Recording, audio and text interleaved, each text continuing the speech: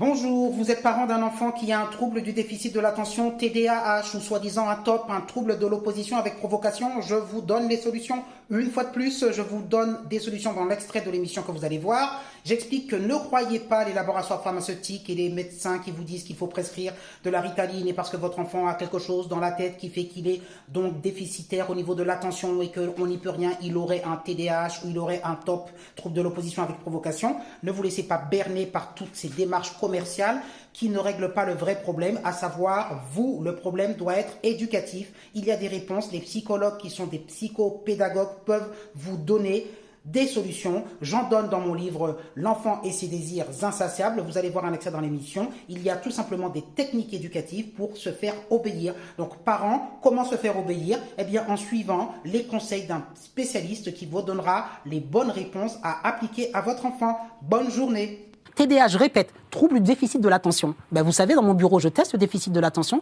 et je leur montre que c'est un symptôme. Je dis, mais vous savez, ça fait 1h30 que je lui parle, le gamin, il n'a pas bougé. Tout à l'heure, il a voulu se lever, je lui dis, tu restes assis, il m'a obéi.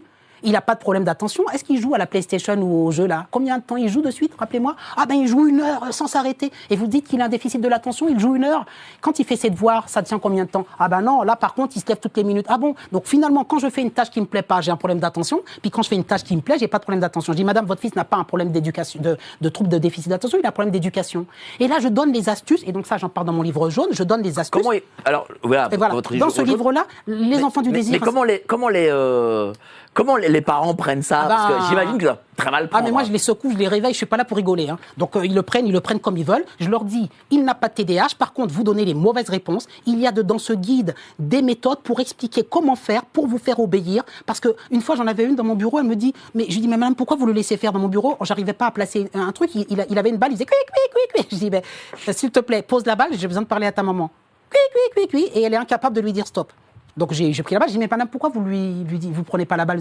Ben oui mais il est TDAH, on m'a dit que donc il est TDAH, donc on ne lui dit pas non, on ne dit pas stop. J'ai dit arrêtez avec cette éducation positive. À un moment donné l'enfant n'est pas en sucre, je lui ai pris la balle de force. Ne vous inquiétez pas, votre livre est là. Oui, donc je lui ai rangé et j'ai dit madame il y a une procédure 1, 2, 3, 4, je la donne. 1, ne jamais répéter. 2, ignorer la désobéissance. 3, attendre une demande. 4, refuser la demande. Enfin bref, c'est des techniques. Il y a des phases, des P+, des P-, bon c'est des techniques éducatives dans lesquelles je ne rentre pas. Et j'enseigne aux parents cette technique. Je dis si vous faites ça madame pendant 3 mois, que vous l'appliquez, qu'on vient à votre domicile des psychologues, vous allez voir que le TDAH, il va disparaître. Parce qu'en fait, c'est un problème éducatif. Et donc, vous voyez, juste pour terminer, Big Pharma n'a pas intérêt à ce qu'on dise qu'il y ait des problèmes éducatifs. Ils ont juste intérêt à nous faire croire qu'il y a des problèmes de neurodéveloppement. Mais juste pour que vous sachiez un truc, comment on fait pour diagnostiquer?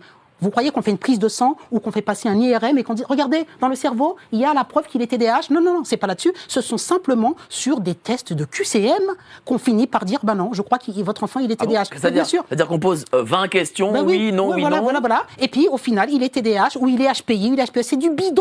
C'est du bidon. Donc, moi, j'explique aux parents, votre enfant n'est pas TDAH et il n'est pas né avec une configuration neuronale différente. Son cerveau, il est fait comme vous et moi. Simplement, vous avez un problème d'éducation, vous ne donnez pas les bonnes réponses. Et moi, je vais vous enseigner les bonnes techniques éducatives à travers ce livre. Voilà, donc en gros, c'est ce que je voulais dénoncer aujourd'hui sur GPTV. Vous avez totalement raison, voilà. Et il faut le dénoncer. C'est-à-dire qu'en gros, il y a de la maltraitance envers des vrais malades.